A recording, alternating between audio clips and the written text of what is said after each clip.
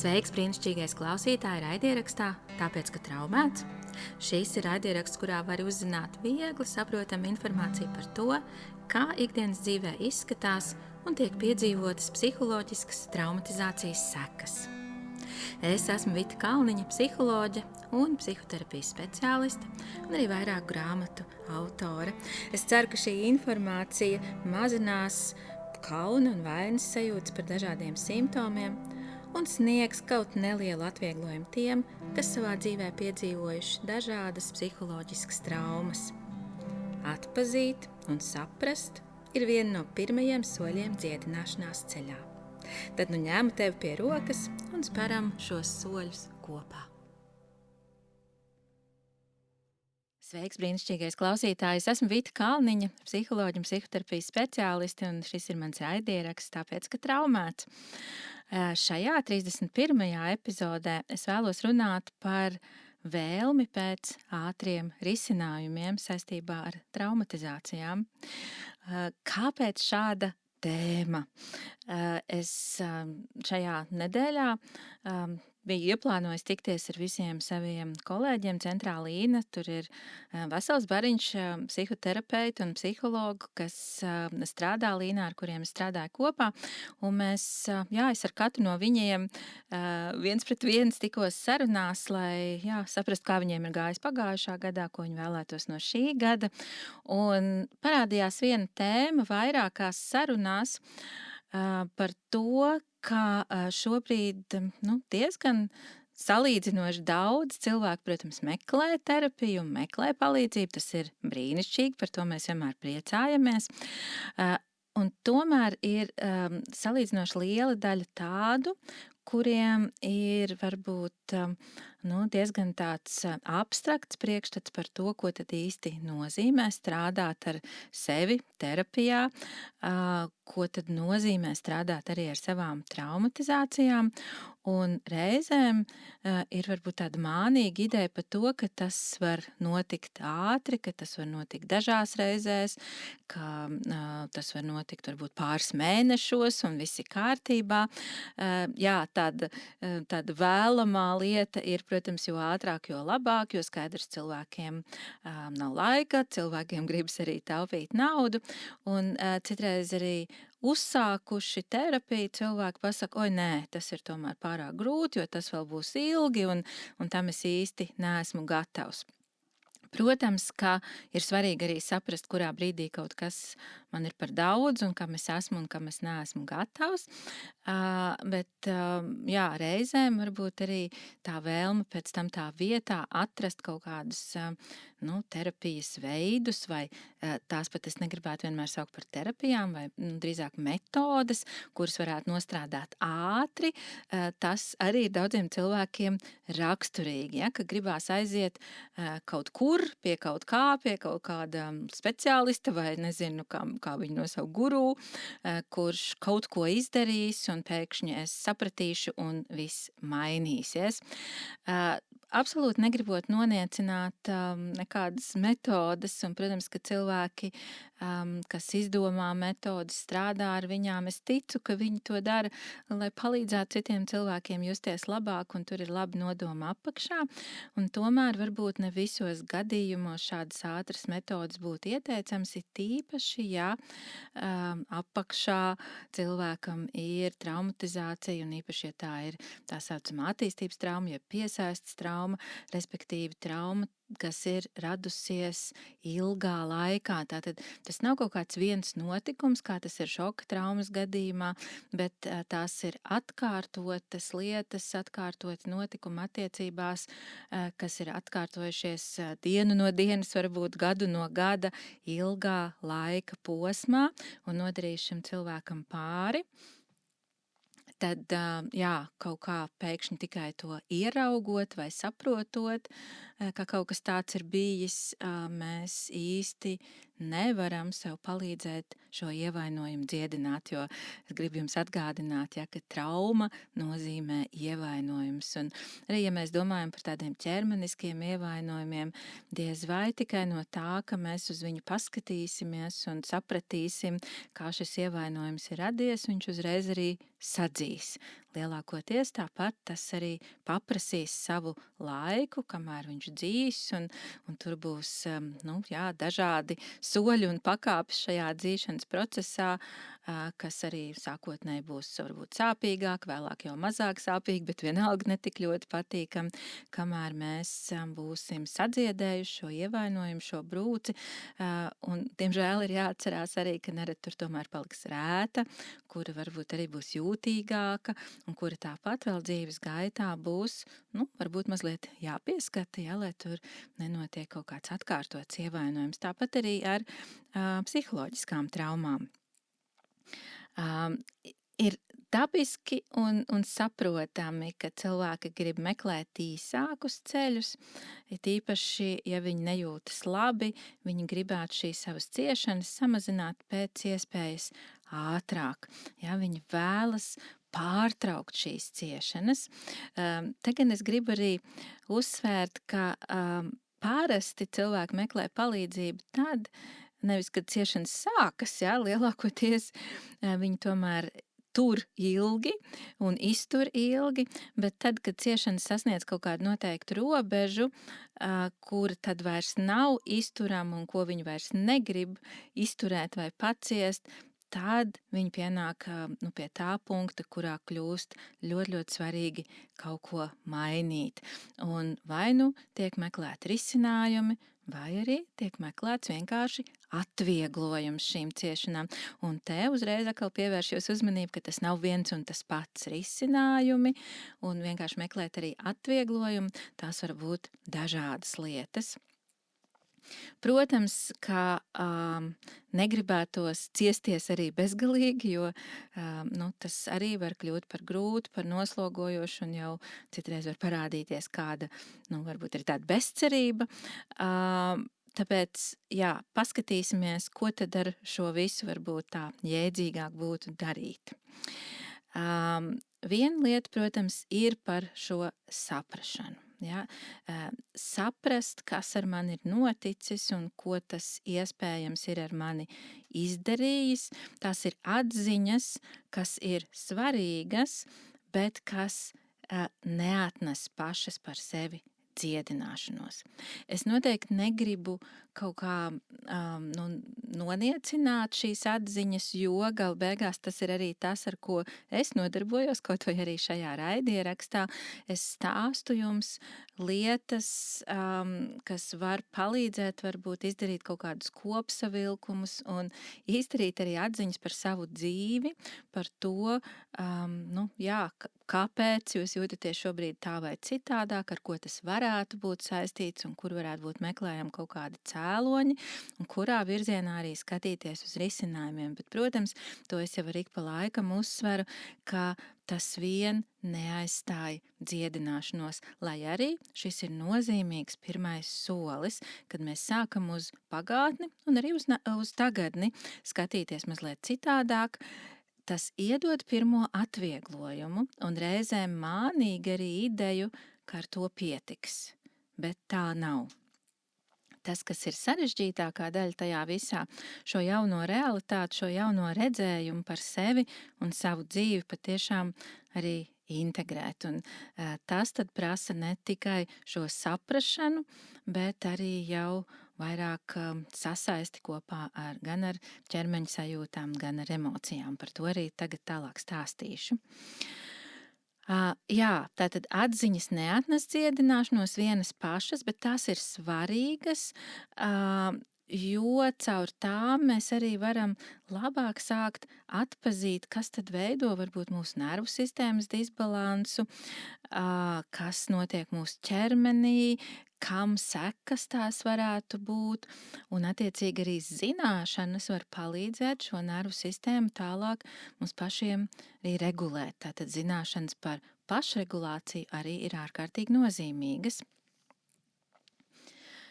Cilvēki piedzīvo dažādus simptomus, un šie simptomi lielākoties ir tie, kas atved viņus terapijā, kuru dēļ viņi meklē palīdzību. Un arī iepriekš jau runājot par tā saucamo tolerances logu, es esmu stāstījusi, ka iespējams, ka traumatizāciju rezultātā nervu sistēma ir pāruzbudināta un atrodas ārpus tolerances loga augšpusē, un tas varētu parādīties, raksturoties ar tādiem simptomiem kā pastiprināts bailes, pastiprināts satraukums, arī varbūt kādas atkarības, arī miega traucējumi varētu būt raksturīgi un vēl dažādas citas lietas, tātad, kas ir tāds pāruzbudinājums.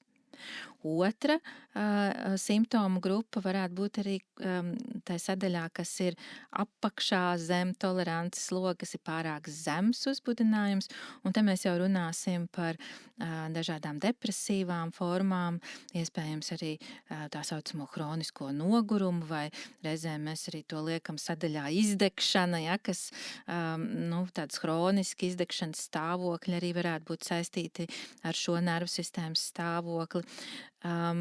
Vēl dažādi tādi simptomi, kas ir saistīti ar pārāk zemu uzbudinājumu, ir raksturīgi cilvēkiem, kuri joprojām ir nepārstrādātās traumatizācijās. Bet, protams, un to jau es arī iepriekš esmu teikusi, ka cilvēki ir attīstījuši arī dažādus izdzīvošanas mehānismus, un tie ir palīdzējuši tikt uz priekšu grūtos brīžos, un bieži vien pie viņiem cilvēki pieturās arī ilgi, līdz kādā brīdī varbūt šie mehānismi kļūst arī savā ziņā par problēmām. Ja? No vienas puses viņi sargā, no otras puses viņi rada kaut kādas paši savas problēmas vai grūtības. Un te atkal svarīga lieta ir, ka šīs izdzīvošanas stratēģijas, kuras arī savā ziņā jau varētu būt kā simptoms, viņas ir mums ārkārtīgi nozīmīgas vēl no seniem laikiem, tad, kad mēs viņas izveidojām, un viņas savā ziņā dod mums spēku vispār dzīvot uz priekšu. Tur ir daudz tādas izdzīvošanas enerģijas.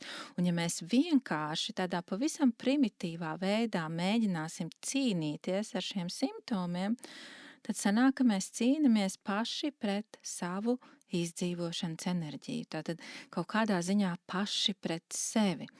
Ja, mazliet arī šajā virzienā iet teorija, kura runā par to, ka arī autoimūnās saslimšanas ir saistītas ar agrīnām traumatizācijām. Ja mēs mēģinam uzvarēt kaut ko, kam pateicoties mēs vispār vēl joprojām dzīvojam, ir diezgan loģiski, ka tas īsti nevar beigties labi.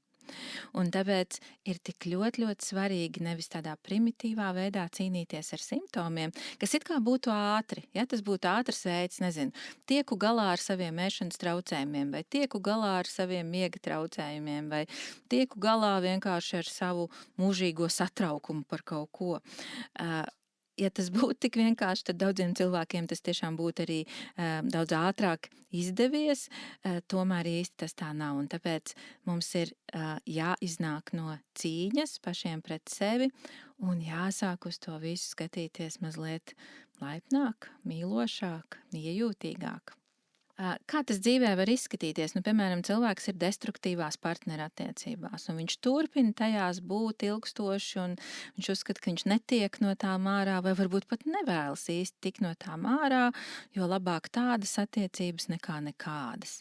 Vai arī cilvēks strādā vietā, kas viņam absolūti nedara, kur viņš nejūt piepildījumu savā darbā, tur ir arī varbūt nelabvēlīgas attiecības, kaut kādi pazemojumi, viņš arī nenopelna pietiekami, ja, bet viņš arī uzskata, ka citādāk jau īsti nav iespējams. Tie visi var būt traumas simptomi, un tad, ja mēs vienkārši pateiksim šim cilvēkam, jā, ej prom no šīm attiecībām, viss tavā dzīvē būs labāk, vai ej prom no tā darba, un tu redzēsi, tu atradīsi daudz superīgāku darbu, ja mēs tik primitīvā veidā uz to paskatīsimies, visticamāk šīs lietas pēc būtības neatrisināsies. Vienu simptomu ļoti iespējams nomainīs kāds cits simptoms, un tas viss ir tādēļ, ka šiem cilvēkiem, kuri ir šādos destruktīvos uzvedības modeļos, šie modeļi tomēr savā ziņā palīdz, ja, tie ir šie izdzīvošanas mehānismi, un lai tas tā varētu strādāt, viņiem arī pašiem ar sevi ir diezgan ierobežots kontakts, ja, viņi diezgan slikti sevi jūt, un tas arī savā ziņā ir izdzīvošanas mehānisms, jo bieži vien, ja es beidzot sāku sevi just, tas nav ne viegli, ne patīkami, jo izrādās tur ir tik daudz, kas, ko es esmu atlicis, jo man varbūt nebija kapacitātes izturēt šīs jūtas. Tātad ātru risinājumu īstenībā nav, viņi neeksistē. Tas, ko mēs gribam risināt, pārsvarā ir veidojies ļoti ilgā laika posmā, kā jau es minēju, gadu gaitā, dienu no dienas kaut kas ir atkārtojies, tāpēc nav iespējams ne dažās dienās, ne dažās nedēļās un pat ne dažos mēnešos mainīt kaut ko tik fundamentāli. Lai arī ir metodes, kas to sola, kas to piedāvā. Un te es gribu vēlreiz uzrunāt zināmu risku, kas ir, ja mēs izmantojam šādas metodes, un te man ir jārunā par tā saucamo dekompensāciju. Respektīvi, ir arī kaut kur dzirdēts, ja, kad cilvēki aizbrauc, es nezinu, kaut kādos retrītos, tagad viņus tā moderni saukt, kur viņi, nezinu, nedēļas nogali vai veselu nedēļu dzīvo kaut kādos īpašos apstākļos, kur tad daudzas stundas notiek kaut kādi padziļināti vingrinājumi, arī tādi ķermeniski vai varbūt pat kaut kādas vielas iesaistot, ja, kur tiek uzlaustas, tiešām gribas lietot šo vārdu, uzlausti cilvēka aizsarga mehānismi, un pat tiešām var tādā veidā ieraudzīt par sevi vai atklāt par sevi kaut ko ļoti pārsteidzošu, kaut ko varbūt man neienāca prātā, ka kaut kas tāds manī ir, nezinu, pēkšņi atcerēties kaut kādas vecas traumatizācijas, kas bija izstumtas no apziņas, vai tiešām atklāt arī kaut ko savā ģimenes sistēmā, tādu skaidrām acīm ieraudzīt, ko, protams, kā bērns es nespēju ieraudzīt, un arī, varbūt, lai paliktu lojāls savai ģimenei un saviem vecākiem, arī negribēju ieraudzīt, varbūt joprojām, arī kā pieaugušais. Te es gribu runāt arī par reizēm arī sistēmiskie sakārtojumi, ja tie tiek veikti speciālista uzraudzībā, kuram nav pamatā psihoterapeita izglītības, vai arī psihiatra izglītības, vai vismaz psihologa izglītības, pabeigtas izglītības, kur galā būtu certifikāts, tad arī šie sistēmiskie sakārtojumi, protams, var atklāt ļoti kaut kādu radikālu un interesantu un aizraujošu informāciju. Bet vienlaikus ar šiem atklājumiem cilvēks var pēkšņi pazaudēt savus līdzšinējos kompensācijas mehānismus, ja, līdzšinējos izdzīvošanas mehānismus, kas viņam bija veids, kā viņš varēja vispār dzīvē funkcionēt, ņemot vērā, ka viņam ir šīs pieredzes, kuras viņš neredzēja tādā veidā, vai varbūt pat viņam šit bija piemirsis, vai tiešām bija piemirsis, ja, un bija šie kompensācijas mehānismi. Taču tad, kad es pēkšņi visu to ieraugu, man šie kompensācijas mehānismi pazūd, savā ziņā tiek atņemti, reizēm arī diezgan pat tādā, es teiktu, vardarbīgā veidā. Jā, ja runa ir arī par dažādām šīm ķermeniskām tehnikām, kas mūs tur tiešām var aizvest, viņām ir milzīgs spēks, bet, jā, ko tad tālāk es ar to iesāku? Un cilvēks var nonākt tā saucamajā dekompensācijā, ja? Tas ir milzīgs risks nonākt tur, un, ja tas ir jau tāds dekompensēts stāvoklis, tad tie ir tādi bīstami psihiski stāvokļi, kur ir ļoti, ļoti svarīgi, lai līdzās ir patiesi profesionāls cilvēks, kurš zina, ko ar šādiem stāvokļiem iesākt, kurš prot viņus saturēt un kurš prot to virzīt atkal tālāk kaut kur uz resursiem un varbūt ierādīt kaut kādus jaunus veidus, kā cilvēkam būt, jo ja viņam vairs nav vecais veids, kā dzīvot, un nav arī vēl nekāda jauna veida, viņš ir pilnīgi, savā ziņā atkailināts, atbruņots, tas kļūst viņam bīstami, psihiski bīstami, un es teiktu pat zināmā mērā arī fiziski bīstami, un te ir jāuzņemas tad atbildība arī par to, ka šie cilvēki varbūt var pieņemt kaut kādus ļoti radikālus, neveselīgus sev lēmumus un nodarīt arī sev kaut kā ļoti pāri. Tāpēc es ieteiktu ārkārtīgi uzmanīties no šādām metodēm, it īpaši, ja iepriekš nav vēl nekādas psihoterapeitiskas pieredzes, nav īpaši sagatavotības, un arī, ja speciālists, kurš piedāvā šīs metodas, kā jau es minēju, nav ar atbilstošu izglītību, kurš varētu uzņemties atbildību par to, kas notiks, ja patiešām cilvēks ir dekompensācijā. Vēl mazliet es gribu paskaidrot, ko tad īsti nozīmē, ka ar vienu simptomu mēs mēģinām kā atrisināt citu simptomu. Mans piemērs ir sekojošs, ja jūs iztēlojaties, piemēram, bērnu, kurš uzaug ģimenē, kur tiem pieaugušajiem, kas būtu par viņu atbildīgi īsti, viņi neliekas zinas par viņu, īpaši viņi neinteresējas par viņu, varbūt, bērnam, ko ēst ir, kur dzīvot ir, ko mugurā vilkt ir, bet tādas emocionālas vajadzības īpaši apmierināts netiek. Bērns jūtas ilgtermiņā iekšēji pamests, arī vientuļš, un tas, ko viņš dara, viņš, protams, mēģina atrast veidu, kā izdzīvot, viņš cenšas pielāgoties. Ja? Un viens no veidiem, es par to arī iepriekš jau daudz esmu runājis, viens no veidiem ir apspiest savas vajadzības.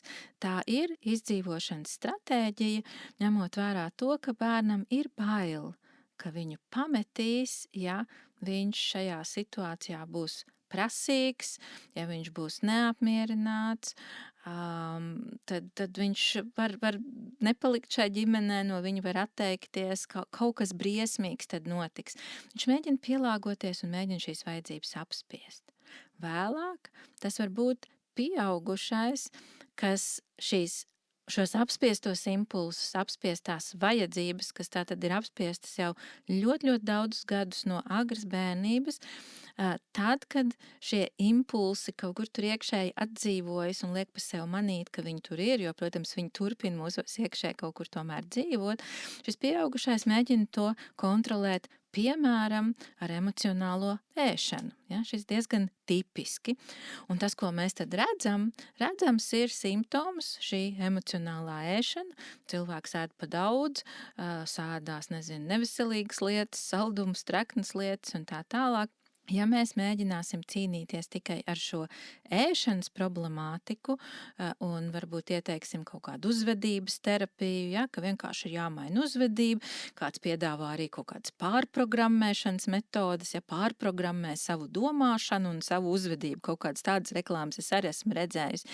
Jā, iespējams, ka tādā virspusējā līmenī vismaz uz kaut kādu brīdi kaut ko tas var iedot, bet ja mēs saprotam, ka tur apakšā lielākoties ir vēl kaut kas cits, un šajā manā piemērā, piemēram, šīs apspiestās vajadzības un impulsi, tad ar šīm metodēm mēs, protams, līdz tam netiksim, un ir diezgan droši, ka ilgtermiņā šādas uzvedības izmaiņu vai pārprogrammēšanas metodas nedarbosies. Ja labākajā gadījumā viņas nenodarīs cilvēkam pāri, sliktākajā gadījumā nostiprinās vēl lielāku bezcerību, bezpalīdzību tajā, ka ar mani kaut kas nav kārtībā, es meklēju palīdzību, bet pat šo palīdzību es nevaru pieņemt, pat šī palīdzība īsti man nedarbojās, tad ar mani laikam ir pavisam traki un varbūt nemaz vairs nav vērts meklēt meklēt palīdzību. Arī šādas idejas cilvēkam varētu būt, un tas, manuprāt, ir pavisam tad jau neproduktīvi. Tātad, kas būtu vajadzīgs, lai, lai mēs tiktu kaut kā dziļāk klāt tam visam un palīdzētu sev to visu integrēt? Tātad vispirms vajag šo kognitīvo izpratni. Izpratne ir svarīga, kā jau es iepriekš minēju. Un tad, kad esam kaut ko sapratuši, tad mēs varam pakāpeniski arī pievērsties savam ķermenim, ķermeņa sajūtām un signāliem, ja, ko viņš mums stāsta, kā viņš reaģē. Šobrīd jāsaka atklāti, ka gandrīz visi terapijas virzieni ir atzinuši, ka neiesaistīt ķermeni psihoterapijā nav vairs prātīgi un tas tiek darīts. Ja? Tagad ķermeņa terapijas elementiem vajadzētu būt jebkurā psihoterapijas procesā. Tas nenozīmē uzreiz kā pieskāriens, bet katrā ziņā uzmanības pievēršana ķermeņa signāliem gan. Tālāk runa būtu arī par to, vai mēs protam regulēt savas emocijas, regulēt savu nervu sistēmu, tad būtu jāapgūst pašregulācijas prasmes, un tad jau vienlaikus arī pievēršoties emocijām, kas saistās ar visu šo. Ja? Kā tas ir, ko tas man emocionāli nozīmē, kad es sajūtu savā ķermenī, ka tur iespējams ir kaut kas apspiests. Ja? Šāds varētu būt tāds pavisam sarežģītais vēl uzstādījums, ko, protams, paši sev mēs īsti tomēr šādu kalumbūru pajautāt un godīgi atbildēt nespēsim, un tas jau būtu tad psihoterapeita darbs rūpēties par visiem šiem līmeņiem, ņemt visus viņus vērā un integrēt to visu kopā. Manā pieredzē arī tie klienti, kas ir gribējuši ātrāk sev palīdzēt, ja, un īsākā laikā, jā, viņi tomēr paliek terapijā un mazlietiņ ir gatavi paciesties un pagaidīt uz ātriem rezultātiem, ja viņi uzticās man kā terapeitam un terapijas procesam, tad ir redzams, ka piedzīvojot tādas nelielas un maigas izmaiņas, šie cilvēki kļūst gatavāki dot sev arvien vairāk laika, viņi kļūst arvien mierīgāki un pacietīgāki ar sevi un terapijas procesu. Viņi atzīst, ka viņi ir procesā, kurš iespējams prasīs vēl un vēl laika, bet ka tas process jau pats par sevi ir vērtīgs, ka tas ir tā kā iet pa kādu ceļu, kur arī ar katru nākamo soli tu tiec arvien tālāk, arvien uz priekšu, un tas nav tik svarīgi, ka tu vēl neesi kaut kādā iztēlotā gala punktā. Tu zini, ka tu ej tai virzienā un ka tam nav obligāti jānotiek ātri. Un ja tas var jau aiziet šādā sadarbības veidā, manuprāt, tas ir tāds ļoti produktīvs terapijas veids. Un tad noslēgumā vēl dažas lietas, kas tad varētu palīdzēt. Tātad, būtu jādomā par to, ka psihoterapijā tiek tiešām izmantots arī tāds, ja var teikt, metožu mikslis, ja?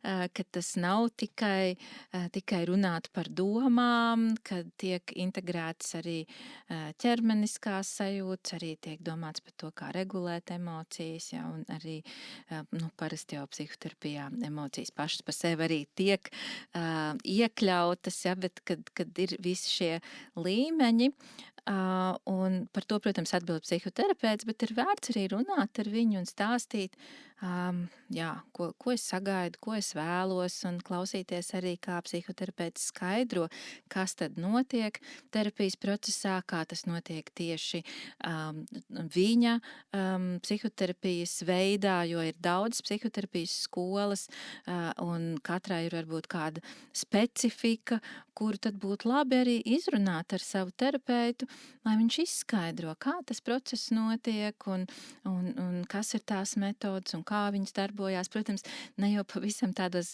sīkumos un smalkumos, ja kā es smējos, tad, ja mēs ejam pie zobārsta, diez vai mēs arī gribēsim pilnīgi katru darbību uzzināt, ko tas zobārsts tur darīs, bet tomēr mums ir svarīgi arī, lai kopumā viņš apraksta, kas tad ir nepieciešams tam manam sāpošajam zobam. Līdzīgi arī psihoterapijas procesā, tā kā es iesaku runāt ar saviem terapeitiem, interesēties, uzdot jautājumus. Tālāk, ja runa ir par darbu pašam ar sevi, kas, protams, nevar aizstāt psihoterapijas procesu, bet tomēr, ja es pats ar sevi attiecībās arī ko gribu mainīt, tad noteikti, jā, pastīties kritiski uz ātrajām metodēm, nu, tā izvērtēt, ja, cik tas var būt reāli, un nopietni uztvert savas emocijas, nopietni uztvert savu ķermeņa signālus, pievērsties savam ķermenim, skatīties arī, kā es varu pielietot kādas pašregulācijas metodas un, protams, sekot līdzi pietiekam labai informācijai, kura man var noderēt manā tālākā ceļā, ja, kas var būt palīdzoša. Un meklēt sev atbalstu, jo zini, ka tev tas nav jādara vienam, cilvēks īstenībā nav tam paredzēts viens pats, lai tiktu ar savām grūtībām galā. Meklē tādu atbalstu, tādu terapeitu, kuram tu vari uzticēties, ar kur tu jūties droši, un kurš var sniegt tev arī pietiekam daudz skaidrojumu un informācijas. Un atceries, ka cilvēks ir ļoti, ļoti komplekss. Tāpat arī traumatizācijas ir kompleksas, un arī terapijas ir kompleksas, tāpēc parasti tas tomēr nav ne ātri, ne vienkārši. Tam ir jādod laiks, tam ir jādod telpa, tam ir jāatvēl, protams, arī kaut kādi līdzekļi, bet, manuprāt, tā ir diezgan vērtīga investīcija sevī, kas var palīdzēt pēc tam atkal daudzās citās dzīves jomās justies labāk, vieglāk un sasniegt savus mērķus. Lai tev izdodas tādā veidā būt kopā ar sevi, arī atrodot pietiekami labu atbalstu. Paldies, ka klausies, un tiekamies atkal pēc 2 nedēļām.